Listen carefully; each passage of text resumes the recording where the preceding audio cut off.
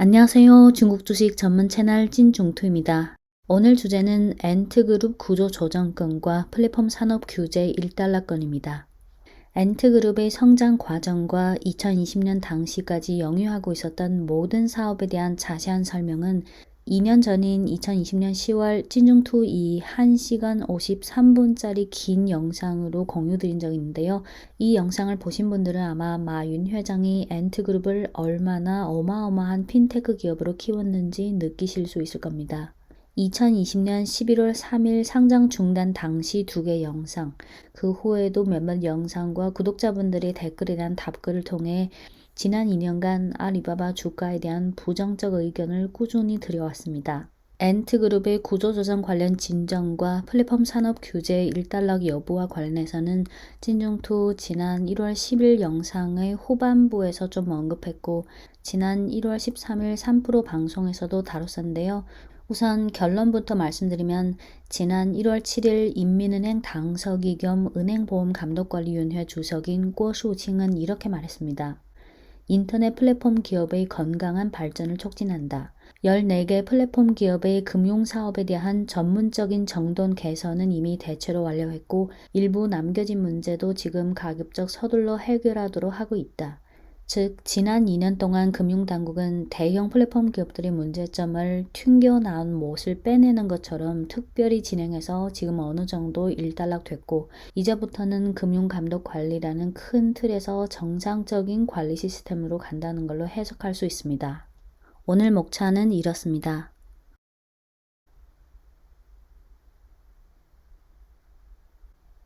네, 시작할게요. 엔트그룹은 원래 2020년 11월경에 상해거래소 과창판과 홍콩거래소에 동시 상장할 예정이었는데요. 상장 며칠 전인 11월 3일 거래소 측에서 상장을 중단시켰고 그 후부터 지금까지 2년 동안 엔트그룹에 대한 구조 조정이 계속 진행됐습니다. 당시 거래소 공고에 이렇게 써있는데요. 최근 엔트그룹의 실질 지배자, 회장, 사장이 관리감독부처로부터 면담을 받았고 엔트그룹이 처한 핀테크의 감독 환경에 변화가 생겼다는 등 중대 사항이 발생했다. 이러한 중대 사항은 상장 요건 또는 공시 요구에 부합하지 않은 문제를 초래할 수 있다. 그래서 거래소 규정을 의거해 상장을 잠정 유예한다. 여기서 핀테크 감독 환경에 변화가 생겼다는 것은 2020년 11월 2일 중국 은행보험감독관리위원회와 인민은행이 온라인 소액대출 업무 관리 잠정 방법이라는 규정을 발표했다는 겁니다. 이 규정에 뭐라고 써있냐면 온라인 소액대출 업무를 규범화하고 감독관리 규칙과 경영 규칙을 통일하고 온라인 소액대출 업무의 규범화되고 건강한 발전을 촉진하기 위해 온라인 소액대출 업무 관리 잠정 방법을 발표한다. 이 규정에는 주로 6가지 내용이 포함되어 있었는데요. 첫째, 온라인 소액대출 업무의 정의와 감독관리 체제를 명확히 하고 온라인 소액대출 업무는 주로 소속된 성에서 영위되어야 하고 은보감이 승인 없이 타 성에서 영위할 수 없다. 둘째, 온라인 소액대출 업무가 자본금, 최대 주주, 인터넷 플랫폼 등 면에서 부합해야 할 조건을 명확히 해야 한다. 셋째, 경영 규칙을 규범화한다. 온라인 소액대출의 금액, 대출 용도, 연합대출, 대출 등록 등 면의 관련 요구를 제출한다. 넷째, 온라인 소액대출 업무를 영위하는 기업은 지분관리, 자금관리, 소비자 권익보호 등을 규범화하고 법에 의거해 고객 정보를 수집, 사용해야 하고 대출자가 과도한 부채를 짊어지도록 유도해서는 안 된다. 다섯째, 감독관리 규칙과 조치를 명확히 해서 감독관리 부처로 하여금 감독관리의 유효성을 제고하고 위법 행위에 대해 법적 책임을 묻는다. 여섯째, 현재 사업에 대한 정돈 개선과 과도기 등 작업을 명확히 한다. 그 당시 중국의 온라인 소액대출 산업의 상황을 좀 알아야 하는데요. 알리바바가 2013년 온라인 소액대출 자회사를 설립해서 중국의 온라인 소액대출 산업의 서막을 열었고 그 후 계속 성장했고 특히 2015년에 화베이 그리고 지에베이라는 소액대출 상품을 출시해서 이게 급속도로 성장했습니다. 2020년 말까지 중국에는 소액대출 기업이 이미 7,118개에 달했고 피크기에는 9,000개를 찍은 적도 있습니다. 많아도 참 많았죠.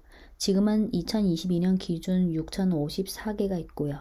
이렇게 너무 빠른 확장 과정에서 여러 가지 문제점도 나와서 온라인 소액대출 업무에 대한 법규와 감독 관리가 시급했습니다. 과거에도 산업은 다르지만 유사한 사례가 있었는데요. 어떤 새로운 산업이 파죽지세로 쭉쭉 확장된 데 비해 그에 대한 법률이나 감독 관리 시스템은 다소 호행하는 경우가 있었습니다. 엔트그룹이 당시 감독관리의 표적이 된 것은 여러 가지 복합적인 상황이 있었지만 가장 기본적인 것은 이미 절대적인 시장 지배력을 갖고 있었고 또 과도한 레버리지로 자본을 무질서로 확장했다는 것 때문인데요. 2020년 하반기 기준 엔트그룹의 매출 구성은 온라인 결제 즉 알리페이가 35.8%, 온라인 개인 대출 39.41%, 온라인 자산관리 즉 펀드 판매가 13.7%, 온라인 보험이 7.89%로 종합적인 핀테크 기업입니다. 찐중투 2년 전 영상에서 언급한 내용을 잠깐 다시 보겠습니다. 투자 설명서 32페이지에 이렇게 사업 규모 요약표가 있는데요. 앞서 엔트그룹의 매출에서 알리페이가 약 35.8%를 차지한다고 말씀드렸는데 알리페이 앱의 이용자를 개인 소비자 이용자 그리고 소상공인 소형기업 이용자 이렇게 두 가지로 나눠서 볼 수 있는데요. 보시면 연간 액티브 소비자 이용자는 10억을 돌파했고 월간 액티브 소비자 이용자는 7.11억, 월간 액티브 소상공인 소형기업 이용자는 8천만을 돌파했는데요. 이 이용자들이 알리페이를 통한 연간 결제 금액, 그러니까 2019년 7월부터 2020년 6월까지 알리페이를 통한 이 연간 결제 금액은 118조 웬에 달했습니다. 118조 웬에 곱하기 172면 한화인데요. 약 2경이 조금 넘죠. 엔트그룹의 매출에서 63%가 핀테크 사업 부문인데요. 엔트그룹이 다양한 핀테크 사업을 하려면 당연히 많은 금융사와 협력을 해야겠죠. 엔트그룹이 협력 관계를 가진 금융사는 2,000개 이상에 달합니다. 엔트그룹 자산관리 플랫폼을 통한 자산 운용 규모는 4.1조 웬, 한화 약 705조 원. 소액대출 플랫폼을 통한 개인 소액대출 잔액은 1.7조 웬, 한화 약 292조 원. 소상공인 소형기업 대상 소액대출 잔액은 0.4조 웬, 한화 약 69조 원. 그리고 온라인 보험 플랫폼을 통한 보험료는 518억 웬, 한화 약 9조 원입니다.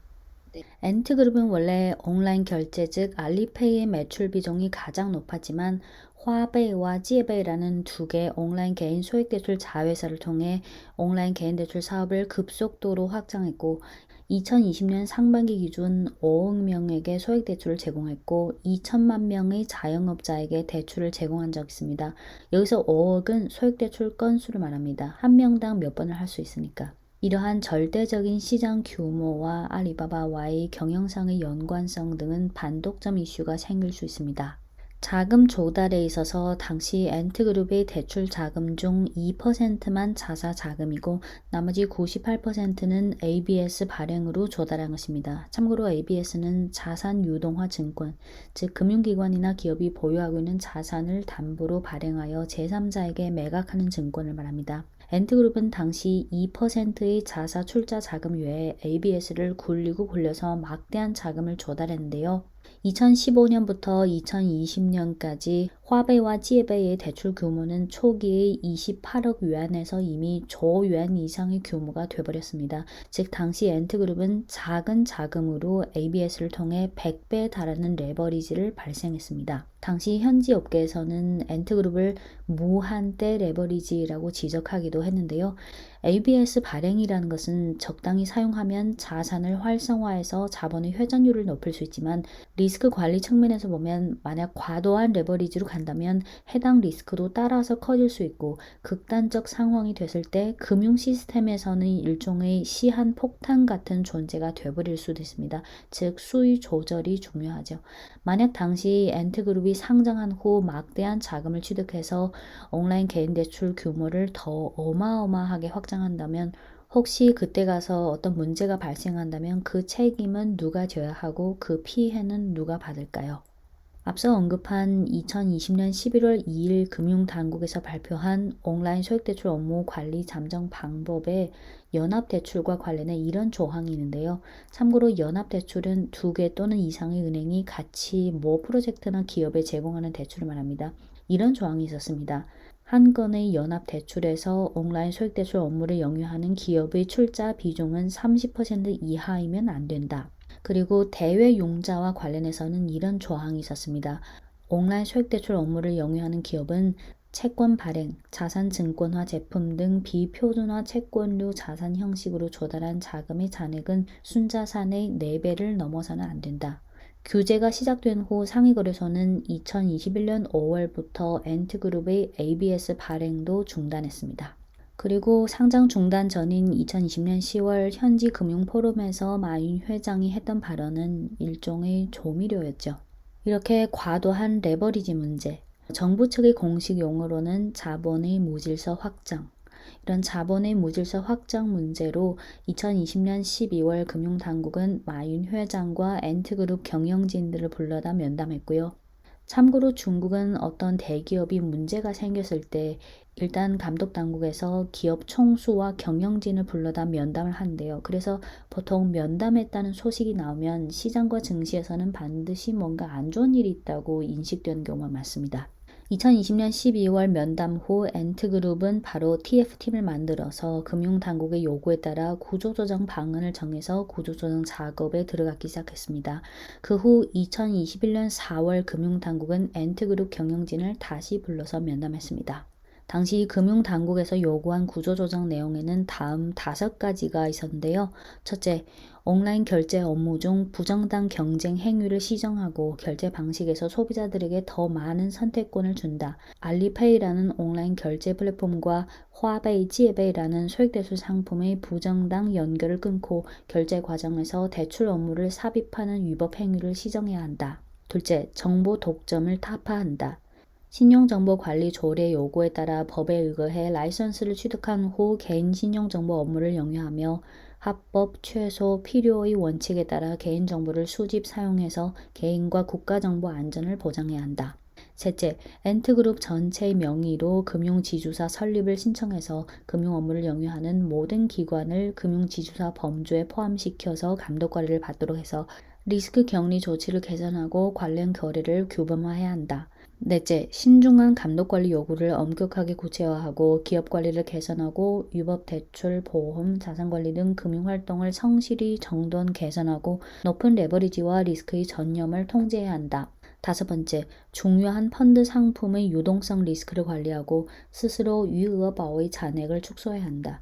여기서 유어바오는 금리 지급 수익 상품의 중문명입니다. 네, 2021년 3월 당시 CEO가 사직했고 2021년 말에 화베이와 지에베이라는 개인 대출 플랫폼 상품의 브랜드를 분리했고 엔트그룹 산하 샹호바오라는 커뮤니케이션 플랫폼을 폐지했고 2022년 4월에는 엔트그룹 산하의 왕상은행이라는 온라인 은행을 분리시켰고 2022년 7월 당시 엔트그룹 경영진이 알리바바 그룹 파트너 직위에서 내려왔습니다. 이렇게 2년간 엔트그룹은 구조 조정을 통해 알리바바 그룹과의 분리 작업을 점진적으로 진행해 왔습니다. 약 2년간의 구조조정 작업을 거친 후 2022년 12월 29일에 금융당국에서 엔트그룹 자회사인 중경엔트 소비금융유한회사의 증자건과 지분구조 변경건을 승인했다고 공고했습니다. 중경엔트 소비금융유한회사는 엔트그룹의 온라인 개인 소액대출 자회사인데요. 당시 온라인 소액대출 사업을 더 크게 키우기 위해 2020년 9월 새로운 소비금융 성격의 자회사인 중경엔트 소비금융유한회사의 설립을 신청했고 그 다음 해인 2021년 6월에 금융당국으로부터 개업 승인을 받았습니다. 그 전에 이미 엔트그룹은 화베이와 지에베이라는 개인 소액대출 자회사가 있었는데 왜 굳이 자회사를 하나 더 신설했는가? 이것은 중국에서 온라인 소액대출 기업과 소비금융 기업의 차이점을 알아야 하는데요. 우선 규정에 의하면 온라인 소액대출 기업은 레버리지를 최대 3배까지 허용됐고, 하지만 소비금융 기업은 최대 10배까지 허용됐습니다. 그럼 엔트그룹 입장에서는 사업을 더 강력하게 크게 확장하려면 소비금융업 성격의 자회사가 필요했었죠. 둘째는 온라인 소액대출은 금융 라이선스가 아닌 플랫폼 라이선스, 핀테크 라이선스라서 금융당국의 승인이 불필요한 경우도 많은데요. 그냥 현지 금융 서비스 부처의 관리 감독만 받으면 되고, 하지만 소비금융은 금융기관 성격으로서 대출 사업을 영위하는 거라서 현지 은행보험감독관리위원회의 설립 승인 관리 감독을 받아야 했습니다.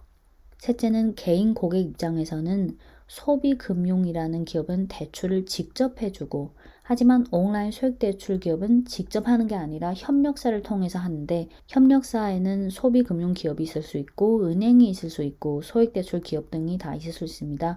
고객 입장에서는 온라인 소액대출 기업으로부터 대출을 받는 것보다는 소비금융 기업에서 대출을 받는 게 더 안전한 편입니다. 당시 엔트그룹의 화베이와 지에베이 그 두 개 자회사는 소비금융 기업이 아닌 인터넷 플랫폼 기업 성격인데, 하지만 대출 규모는 이미 반독점법 범주에 넣어서 다뤄야 할 정도로 너무 방대했고, 장기적으로 금융사업을 더 확장하려면 결국은 소비금융 기업으로 가야 했습니다. 금융당국 입장에서도 그걸 원했고요.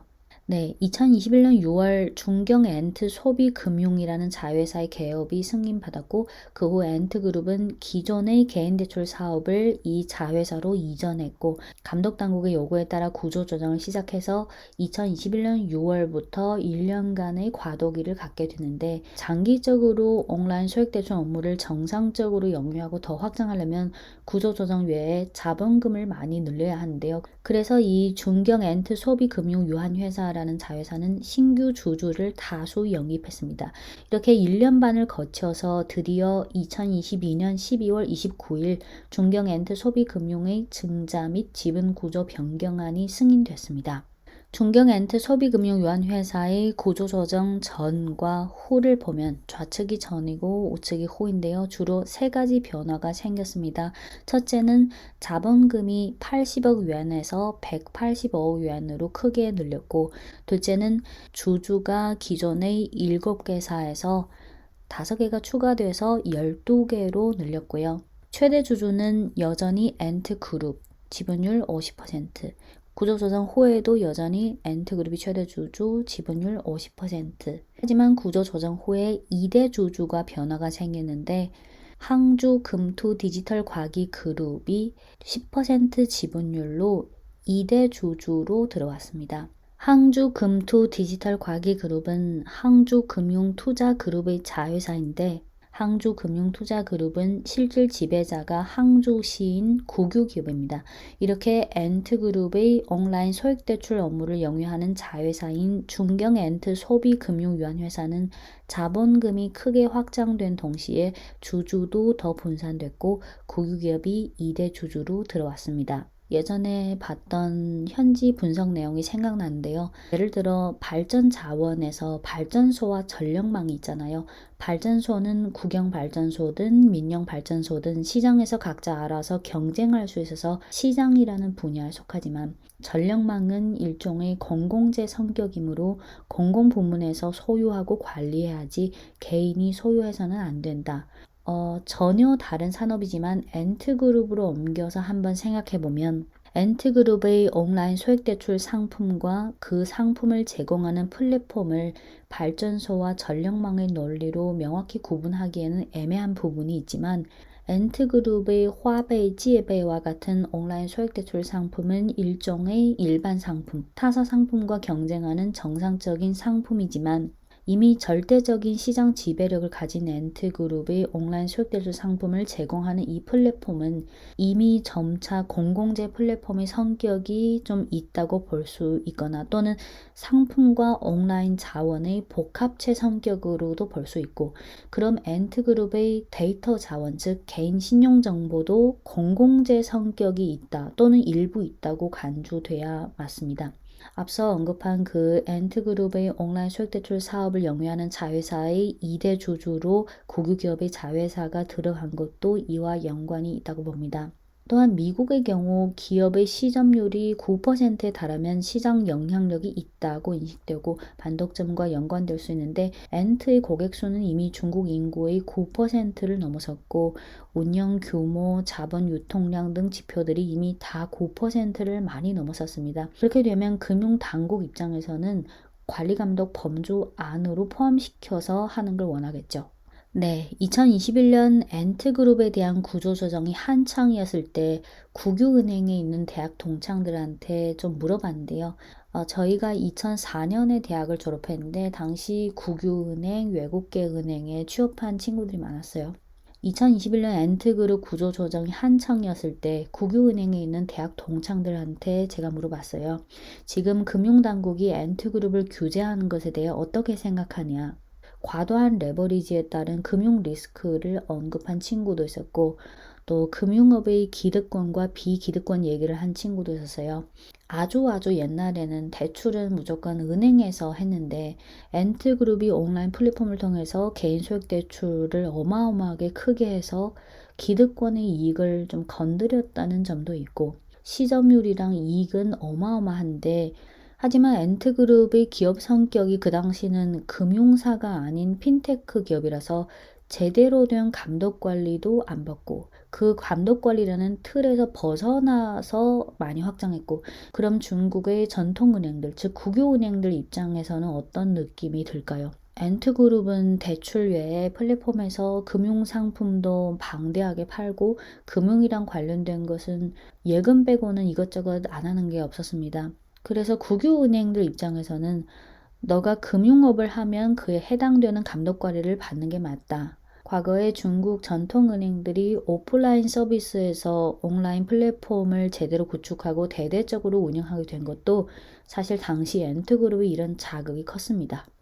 모든 분야에는 기득권과 비기득권이 있기 마련이고 구조조정 전의 엔트그룹이든 구조조정 후의 엔트그룹이든 기득권은 아니겠지만 온라인 소액대출 자회사의 2대 주주로 항저시 소속 국유기업이 자회사가 들어간 만큼 엔트그룹은 향후 금융사업을 정상적으로 영위해 갈 수 있는 일종의 자격증을 얻었다는 정도로 보면 될 것 같습니다.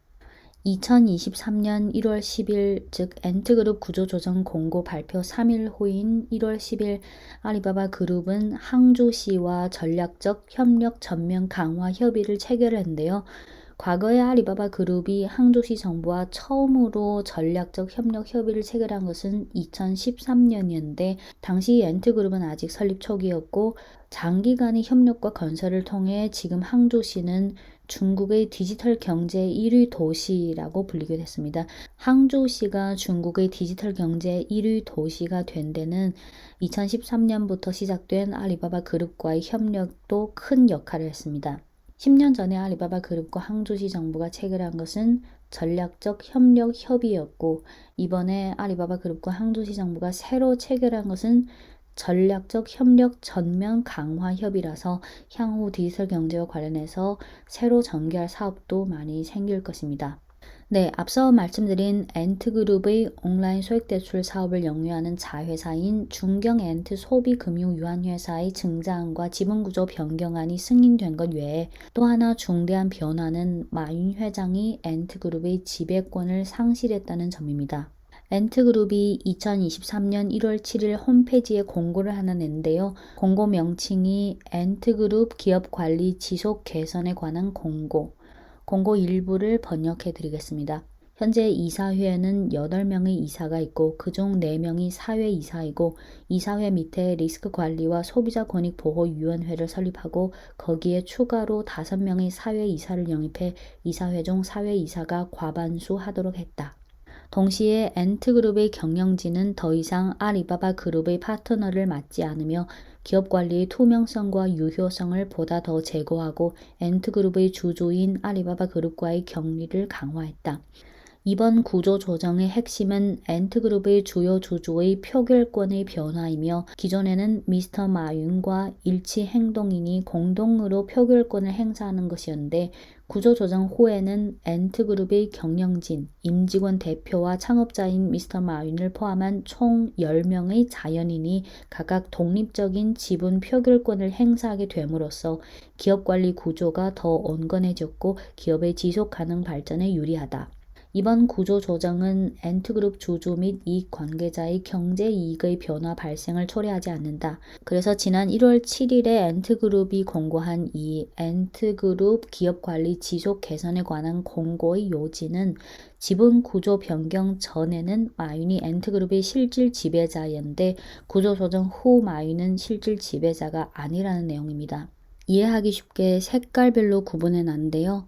같은 색깔은 같은 기업입니다. 같은 색깔은 같은 기업. 자주색 동그라미는 마윤입니다.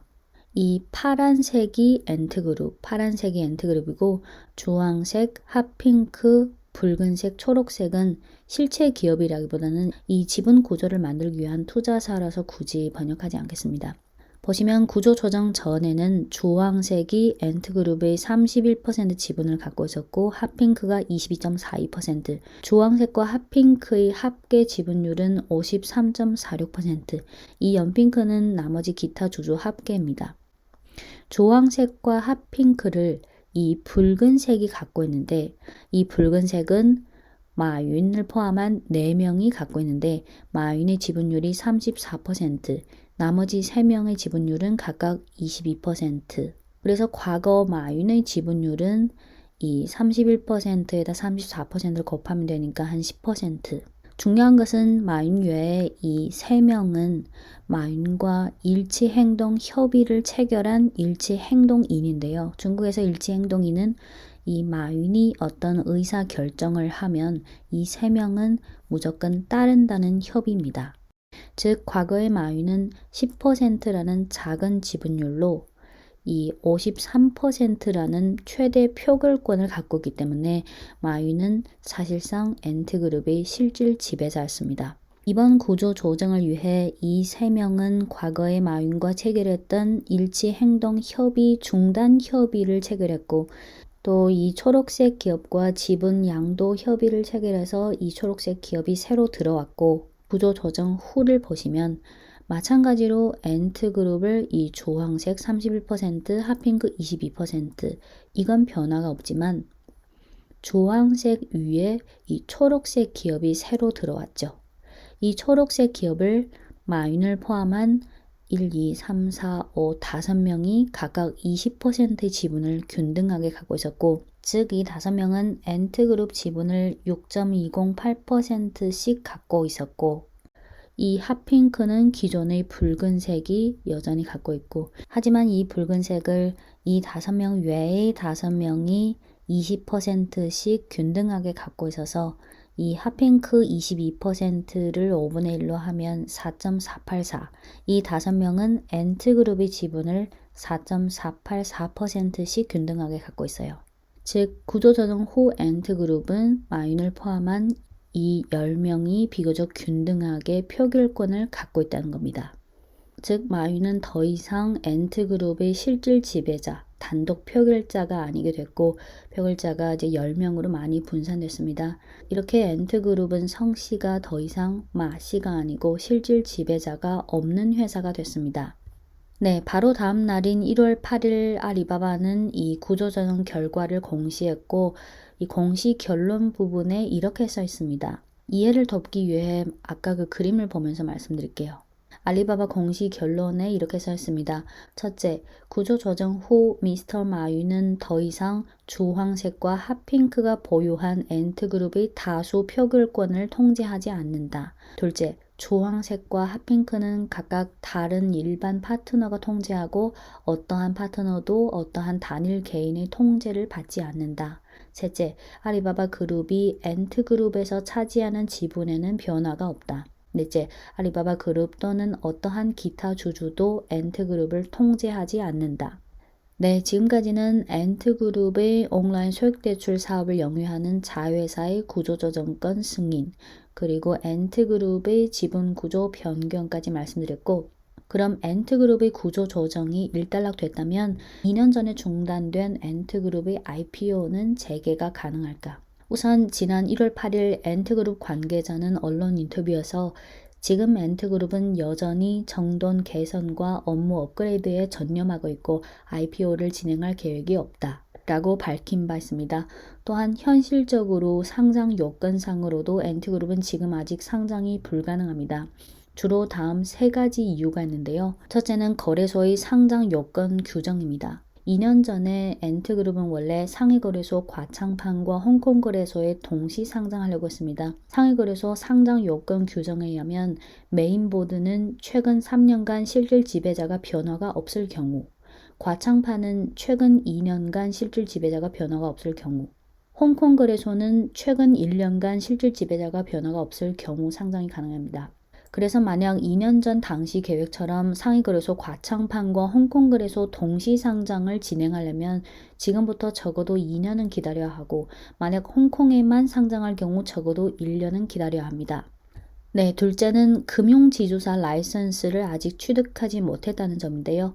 엔트그룹은 지금 기업 성격이 아직 핀테크 기업인데 여러 금융자회사를 통해 금융업을 영위하고 있어서 금융지주사라는 라이선스를 취득해야 하고, 그래야 금융당국의 관리감독 범위에 들어갈 수 있습니다. 중국에서 금융지주사 라이선스는 비금융기업이 여러 자회사를 통해서 금융업을 영위하려면 이 금융지주사 라이선스를 취득해야 합니다.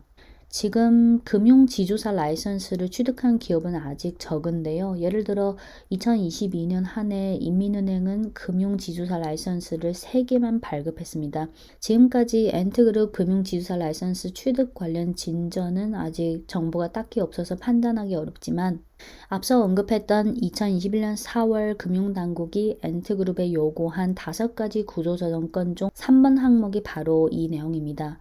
3번 항목이 엔트그룹 전체 명의로 금융지주사 설립을 신청해서 금융 업무를 영위하는 모든 기관을 금융지주사 범주에 포함시켜서 감독 관리를 받도록 해서 리스크 격리 조치를 개선하고 관련 거래를 규범화해야 한다. IPO가 아직 불가능한 이유 중 3번째는 엔트그룹이 신용정보관리업 라이선스를 아직 취득하지 못했다는 겁니다. 금융지주사 라이선스 외에 신용정보관리업 라이선스도 취득해야 하는데요. 엔트그룹이 개인 소액대출 업무를 할 때 신용정보관리 업무, 즉 수많은 개인정보를 수집, 기록, 정리, 가공, 그리고 그에 해당되는 서비스를 제공하는데 이 라이선스도 아직 언제 나올지 모르겠습니다. 앞서 언급한 그 2021년 4월 금융당국이 엔트그룹에 요구한 5가지 구조조정건 중 2번 항목이 바로 이 내용인데요. 정보 독점을 타파한다. 신용정보관리 조례의 요구에 따라 법에 의거해 라이선스를 취득한 후 개인 신용정보 업무를 영위하며 합법, 최소, 필요의 원칙에 따라 개인정보를 수집, 사용해 개인과 국가정보 안전을 보장해야 한다. 엔트그룹은 이 신용정보관리업 라이선스를 취득하기 위해 2021년에 절강성 관광투자그룹과 각각 35%의 지분율로 젠당정신이라는 신용정보관리 기업을 설립했고, 2021년 11월 26일 인민은행 공고에 의하면 인민은행은 이 신용정보관리사의 라이선스 신청을 접수했다고 합니다. 접수했으니까 언젠가는 나오겠죠? 이 젠당정신이라는 신용정보관리 기업은 엔트그룹과 절강성 관광투자그룹이 각각 35%의 지분율로 공동 최대 주주인데요. 절강성 관광투자그룹은 절강성 소속 국유기업입니다. 이 젠당정신이라는 신용정보관리 기업의 지분을 국유와 민간으로 나누면 민간 기업의 합계 지분이 52%고 국유 기업의 합계 지분이 48%입니다. 이것도 앞서 언급한 그 공공재 속성과 연관인데요. 방대한 개인 신용정보는 일종의 금융 인프라로서 모 기업 또는 모 그룹이 단독으로 통제하는 신용정보 기업이면 안 된다는 원칙입니다. 과거에 개인 신용정보 사업 라이선스를 취득한 사례가 2개가 있는데요. 이 라이선스는 인민은행이 발급합니다. 과거에 개인 신용정보 사업 라이선스를 취득한 사례가 2개가 있었는데, 하나는百行征信, 百行크레딧, 하나는 푸다오정신, 푸다오크레딧. 둘 다 민간기업과 국유기업이 대주주로 같이 들어간 혼합제 기업인데, 바이항 크레딧은 2018년에 중국의 첫 개인 신용정보사업 라이선스를 취득한 기업이고 부다오 크레딧은 2021년 2월에 라이선스를 취득했고 두 번째 사례였습니다. 이 두 개 사례의 주주 구성을 보면 바이항 크레딧의 대주주 중 중국 인터넷 금융협회가 36%, 쯔마 신용관리위원회사, 쯔마 크레딧 관리위원회사가 8%인데 이 쯔마 크레딧은 엔트그룹의 자회사입니다. 텐센트 신용정보위원회사 8%, 심천 치엔하이 크레딧 센터 주식위원회사 8%, 바이항 크레딧의 주주 구성을 보면 국유업도 있고 민간기업이 섞여 있습니다. 부다 크레딧의 대주주를 보면 북경금융홀딩스 그룹위원회사가 35%, 찡동이 25%, 샤오미가 17.5%, 그래서 마찬가지로 국유기업과 민간기업의 혼합제 기업입니다. 엔트그룹이 국유기업과 같이 설립한 젠당 크레딧이라는 신용정보관리기업은 대주주가 절강성 관광투자그룹위원회사 35%, 엔트그룹 35%, 그 외에 전화그룹 7%, 그리고 항저시 금융투자그룹 6.5% 등이 있습니다. 네, 이어서 지난 2년간 진행된 플랫폼 기업의 규제가 완료됐는지 최근 긍정적인 소식이 전해오고 있습니다. 중국은 매년 12월 중순에 다음 해의 경제정책 기조를 제시하는 중앙경제공작회의를 개최하는데요. 지난 3년간의 중앙경제공작회의에서 반독점이나 플랫폼과 관련된 단락만 발췌하면 3년 전인 2020년 12월 중앙경제공작회의는 이렇게 써 있습니다. 반독점 강화 및 자본의 무질서 확장 방지, 반독점 반부정당 경쟁은 사회주의 시장 경제 개선 고품질 발전 추진의 내재적 요구다. 공유제 경제와 비공유제 경제의 공동 발전을 지원하며 동시에 법에 의거해 발전을 규범화하고 디지털 규칙을 개선해야 한다. 플랫폼 기업의 독점 여부 판정, 데이터 수집 사용 관리, 소비자 권익 보호 등 면의 법률 규범을 개선해야 한다. 규제를 강화하고 감독관리 능력을 제고하고 독점과 부정당 경쟁 행위를 단호히 반대해야 한다. 금융혁신은 반드시 신중한 감독관리 전제하에 진행돼야 한다. 1년 후인 2021년 12월 중앙경제공작회의에서는 이렇게 말했습니다. 시장 주체의 자신감을 진작하고 공평 경쟁 정책의 시행을 심도 있게 추진하고 반독점과 반부정당 경쟁을 강화하고 공정한 감독 관리로 공평 경쟁을 보장해야 한다. 자본의 특성과 행위 규율을 정확하게 인식하고 파악해야 한다. 생산 요소로서의 자본의 적극적 역할을 발휘해야 한 동시에 소극적 역할을 효과적으로 통제해야 한다. 자본을 위한 신호등을 설치하고 법에 의거해 자본에 대한 유효한 감독관리를 강화해 자본의 야만적 성장을 방지해야 한다. 자본의 규범적이고 건강한 발전을 지지 유도하고 사회주의 기본 경제 제도를 견지 개선하고 공유제 경제를 확고히 공고 발전하고 비공유제 경제의 발전을 확고히 격려 지지 유도해야 한다. 1년 후인 2022년 12월 중앙경제공작회의에서는 이렇게 말했습니다. 디지털 경제를 대대적으로 발전시키고 상시화된 감독관리 수준을 제고하고 플랫폼 기업이 발전 견인, 일자리 창조, 국제 경쟁에서 크게 실력을 과시하도록 지지한다. 톤이 완전 바뀌었죠. 네, 이어서 2023년 1월 7일 엔트그룹이 구조조정 공고를 낸 그날 인민은행 당서기 겸 인민은행 보험감독관리위원회 주석인郭树清은 인터뷰에서 이렇게 말했습니다. 인터넷 플랫폼 기업의 건강한 발전을 촉진한다. 14개 플랫폼 기업의 금융사업에 대한 전문적인 정돈 개선은 이미 대체로 완료했고 일부 남겨진 문제도 지금 서둘러 해결하도록 하고 있다고 말했습니다. 이어서 2023년 1월 13일 인민은행 기자회견에서 플랫폼 기업 관련 질문에 대한 인민은행의 답변 내용은 다음과 같습니다. 질문은 지난 2년간 금융관리부처는 플랫폼 경제에 대한 정돈 개선 과정에서 어떤 작업을 했고 지금 어떤 진전을 얻었으며 향후 플랫폼 경제에 대한 정돈 개선, 핀테크 관리 감독을 포함해 정책 기조는 어떤 것인가? 인민은행 측은 이렇게 답했습니다. 두 단락입니다.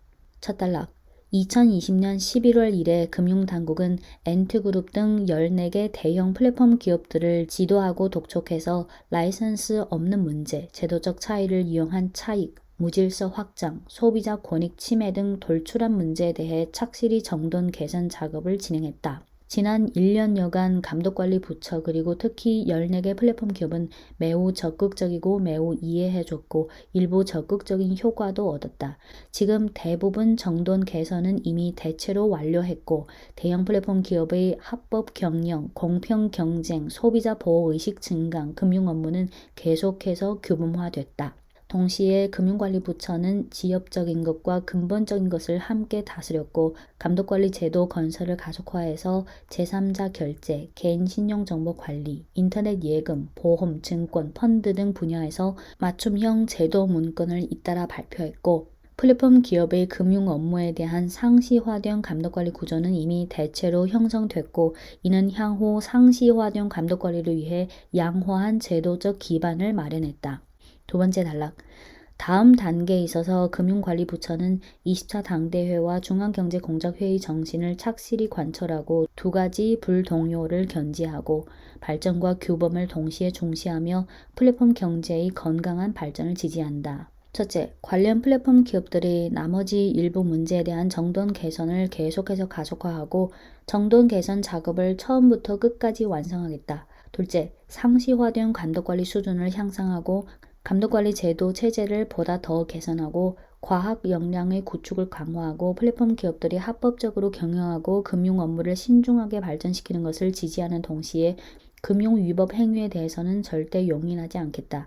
셋째, 플랫폼 경제의 건강 발전을 촉진하는 금융 지원 조치를 연구 검토하고 플랫폼 기업의 과학기술 혁신 능력과 서비스의 품질과 효율성 향상을 지원하고 국제 경쟁력을 공고화하고 증강하며 발전 견인, 일자리 창출, 국제 경쟁에서 크게 실력을 과시하도록 지원한다. 네, 지금까지 번역해드린 2022년 12월 중앙경제공작회의에서 언급된 내용 그리고 올해 1월 7일 인민은행 당서기 겸 은행보험감독관리위원회 주석의 발언 그리고 1월 13일 인민은행 기자회견에서 나온 내용을 취합해보면 지난 2년간 진행해온 플랫폼 기업에 대한 규제는 대체로 일단락됐다는 것을 알 수 있고 위에서 언급한 엔트그룹의 그 라이선스 문제도 조만간 좀 명확한 결과가 나오지 않을까 싶습니다. 지난 2년 동안 금융당국은 대형 플랫폼 기업들의 문제점을 튕겨나온 못을 빼내는 것처럼 특별히 진행해왔다면 이제는 어느 정도 금융감독관리라는 틀 안에 들어왔으니 정상적인 관리 시스템으로 간다는 걸로 해석할 수 있습니다. 네, 끝으로 알리바바의 주가에 대해 한번 고민해 보겠습니다. 알리바바 미국 종목인데요. 2014년 9월에 상장했고 2023년 1월 13일 종가가 117달러로 과거 규제 시작 직전인 2020년 10월 말 고점인 319달러보다 63.4% 하락한 상황으로 과거 2017년 5월 당시 주가와 같습니다. 2023년 올 연초 대비로는 32% 상승했습니다. 알리바바 홍콩 종목인데요. 2019년 11월에 상장했고 2023년 1월 13일 종가가 112 홍콩 달러로 2년 전 규제 시작 직전인 2020년 10월 말 고점인 309 홍콩 달러 대비 63.6% 하락한 상황입니다. 알리바바 홍콩 종목은 지금 연초 대비 30% 상승했습니다. 다시 미국 종목으로 돌아와서 물론 연초 대비 상승하긴 했지만 과거 낙폭에 비해서는 아무것도 아니죠. 홍콩 증시든 알리바바든 작년 11월 이후 좀 반등했고 아직은 매수 자금이 좀 들어오는 분위기지만 과거 2년 동안의 낙폭 회복은 현실적으로 불가능하다고 봅니다. 2022년 작년 말부터 올 연초까지 살짝 반등한 것은 여러 가지 요인이 있지만 첫째는 작년 12월 7일 방역 해제를 했는데 방역 해제 후 향후 경기의 점진적인 개선에 대한 기대감 이런 기대감으로 작년 말부터 중국과 홍콩 증시가 동반 상승했고 둘째는 앞서 쭉 말씀드린 엔트그룹 자회사 구조조정, 엔트그룹의 전체적인 구조조정이 어느 정도 일단락됐고 엔트그룹을 비롯해서 이 플랫폼 산업 전체에 대한 규제가 대체로 일단락됐다는 이런 기대감에 작년 말부터 저가 매수세가 좀 들어왔습니다. 향후 주가 흐름에 대해 좀 고민해보면 단순히 규제 완료 여부의 문제가 아니라 규제가 100% 완료됐다고 해도, 물론 이건 호재죠. 하지만 초기에는 이런 정책적인 호재 그리고 증시의 전체적인 반등이 알리바바 주가 상승에 일조했다면 그 정책적 기대감도 계속 어느 정도 좀 남아있겠지만 결국은 증시의 전체적인 흐름, 즉 홍콩 증시와 미국 증시의 전체적인 흐름, 특히 홍콩 증시로 자금이 계속 들어오느냐, 그리고 경기 상황, 중국 경기와 글로벌 경기의 전체적인 분위기, 업종별로는 또 전자상거래 산업이 처한 단계도 중요합니다.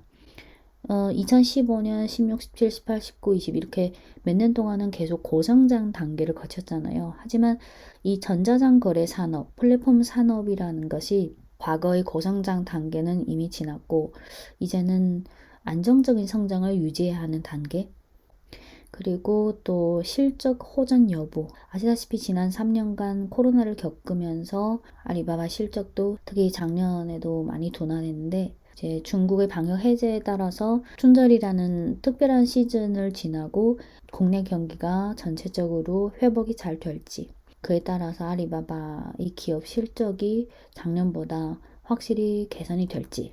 그리고 또 하나 중요한 것은 증시 주식이라는 것이 뭐 2, 3년 또는 몇 년마다 특정 몇 개 산업이 굉장히 세게 부각되잖아요. 예를 들어 2020년과 21년은 전기차, 배터리, 태양광, 반도체, 중국 증시에서는 이런 게 가장 많이 부각됐고 몇 년마다 일정한 사이클로 특정 몇 개 산업이 이렇게 바꿔가면서 투자자들의 선호를 받는데 플랫폼이 가장 부각된 시기는 2015년부터 20년까지죠.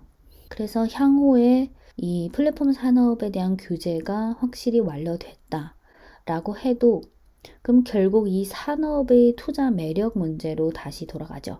그래서 일정 기간 경과 후에 플랫폼 규제가 완료됐다는 호재가 점차 희석화되면서 그리고 중국 국내 경기가 조금씩 개선된, 특히 내수 소비가 조금씩 개선된다면 플랫폼주도 좀 수혜를 받을 텐데, 그래서 과거 2년 동안 규제를 강력하게 했던 그 2년에 비해서는 확실히 지금은 정책적인 약재가 많이 해소됐지만 그렇다고 해서 미래가 마냥 낙관적이라고 보기에는 좀 역부족이라는 생각이 듭니다.